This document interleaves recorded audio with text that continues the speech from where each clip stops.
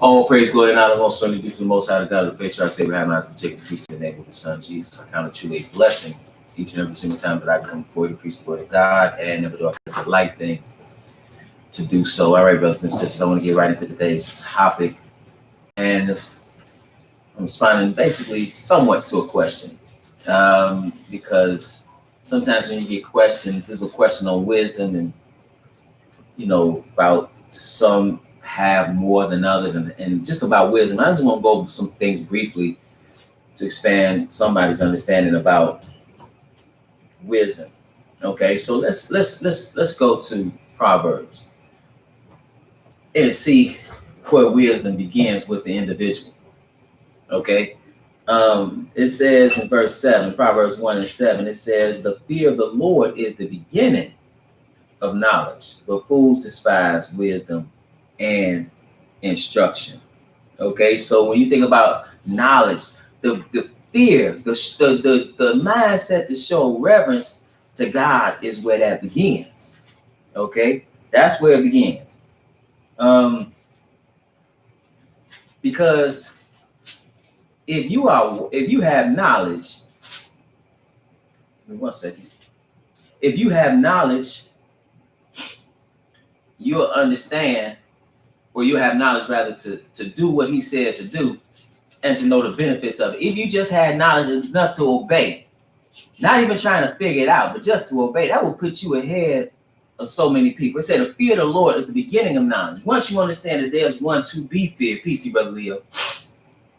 Once you understand that, again, that's putting you ahead of so many other people. Not saying it's a race to be ahead of other people, but just the fact that so many don't understand, that they don't have that understanding. Let's go to Ecclesiastes, the 12th chapter, and verse 13. Because here he tells us the universal principle.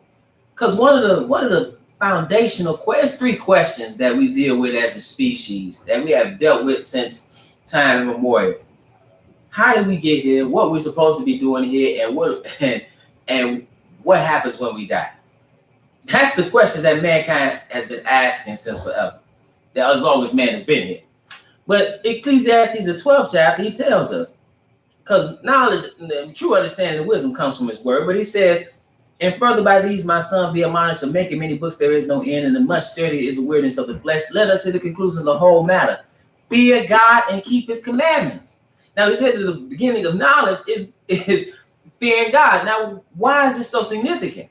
He said, fear God, because if you fear God, you will be obedient unto God. And he says, for this is the whole duty of man. So that's the universal purpose. We have an individual purpose, right? So your individual purpose could actually be associated with the wisdom, knowledge, and understanding that you're trying to acquire, that you have a natural knack for, that you're trying to acquire in any field of human endeavor, which the Most High is embedded a gift within you. We have. That's what education is. Education brings that to the forefront. It pulls that out. It's something in you. We're all unique. Something that you do that you're supposed to be doing as an individual, which will be your contribution to humanity. That's personal. For example, you have some with the God-given ability to sing, God-given ability to play music, God-given ability in mathematics, and you foster that gift. All right, that's what you're supposed to be doing individually. And when you stay in, you're in your lane, and when you get out, and when people get out of their lane, it's evident. It becomes evident. But he says, let us to the conclusion of the whole matter, fear God and keep his commandments. Well, this is the whole duty of man. This is a universal thing that man should be doing. He said, and he tells you why. He said, for God shall bring every work into judgment with every secret thing, whether it be good or whether it be evil. He's going to bring things into judgment. And so if he's judging and dishing out judgment based on what you do, it would be wise. It would behoove you to obey him. That's why, again, the fear of God is the beginning of knowledge. Let's go to Psalms, the 111th division, Psalms 111. Peace to you, brother. Good to see you there, brother. Psalms 111. Psalms 111 and verse 10. It said, the fear of the Lord is the beginning of wisdom.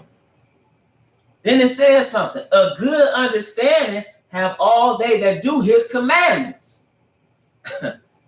You have some good understanding there. And we should, and I want to let it be known, sometimes people want to equate because they went to school and they have some advanced degree, that has something to do with what thus said the Lord. Because I'm here to tell you, I've seen people with PhDs and renowned in their particular field, and they don't have a clue when it comes to this Bible. And because they have blinded themselves through their rebellion. So they dwell in spiritual darkness. So he said, the fear of the Lord is the beginning of wisdom, a good understanding, how all they that do his commandments, his praise endureth forever. Now let's go to Psalms 119 division, because here, the king who had a mind like God, let's see what he said about the word of God and what it does for you. This is Psalms 119. He said, oh, how, in verse 97, oh, how I love thy law. It is my meditation all the day. Understand, brothers and sisters, the word, the scriptures, that's insight into the mind of God. He's showing you how he thinks. And he is omniscient. So it will behoove all of us to find out what the omniscient God is thinking about, but we can do that through his word. And we by default will become wise. We by default would have an insight many others simply do not have. A wisdom. But it's coming from him. It said, oh, how love I thy law. It is my meditation all the day. He tells us the benefit of it. He says, thou through thy commandments hast made me wiser than mine enemies, for they are ever with me. So he's wiser than those who oppose him. He said, I have more understanding than all my teachers. He tells you why. He says, for thy testimonies are my meditation. So I'm meditating, I'm thinking on the word. And this is the benefit. I understand more than the ancients, because I keep thy precepts. I have refrained my feet from every evil way, that I might keep thy word. So the word has prevented me from making mistakes. He said, how sweet are thy words unto my taste? Yea, sweeter than honey to my mouth. Through thy precepts I get what? He says, understanding. Therefore I hate every false way. So I hate falsehood, because your word is the truth. He says, sanctify them through thy truth. Thy word is truth. In this same psalm, he says in verse 151, thou art near, O Lord, and all thy commandments are truth. So if you're meditating on the truth, and you're communing with him through his word, and you're taking in the truth, you're gonna hate what's false. He says, thy word is a lamp unto my feet and a light unto my path. It is showing you how to walk. It is what it means truly to be enlightened. People throw that word around a lot, but this is what true enlightenment is. It is through the word. And when you don't have it, you are in darkness. You really don't understand. You don't understand those questions I was talking about. How we got here, what you're supposed to be doing while you're here, and what happens when we die. Those have serious implications. So again, he said, that word is a lamp unto my feet and a light unto my path. Let's go to verse 100 and let's see, 130. He said something else about the word. He said that verse 129, he said that testimonies are wonderful. Therefore doth my soul keep them. The entrance of thy words giveth what? Giveth light. It giveth understanding unto the simple. See, if you don't understand, and if you don't have a clue, the word, brothers and sisters, that he has given can instruct you. That's what it can do. Let's go to Psalms 19. Psalms the 19th division. I'm gonna pick it up at verse 1. It said, the heavens declare the glory of God, and the firmament showeth his handiwork. So now the creation proves that he exists. Peace to everybody who's listening. The creation proves that he exists. But then it says something. It says in verse In verse 7, it says, the law of the Lord is perfect, converting the soul. The testimony of the Lord is sure, making wise the simple. So if you want to have some wisdom, deal with his word. He said, the statutes of the Lord are right, meaning righteous, rejoice in the heart. The commandment of the Lord is pure, enlightening the eyes. The fear of the Lord is clean, enduring forever. And the judgments of the Lord are true and righteous altogether. More to be desired are they than gold, yea, than much fine gold, sweeter also than honey and the honeycomb. Now let's go to let's go to peace to you, brother. Let's go to 1 Kings. Let's see what happened with his son, with David's son. Let's go to 1 Kings. 1 Kings, the 3rd chapter, and let's see something here because he can give you this wisdom. 1 Kings, the 3rd chapter, and verse 9. I'm going to pick it up here. 1 Kings, the 3rd chapter, and verse 9. Here's Solomon, because the Lord came unto him and said, what do you want?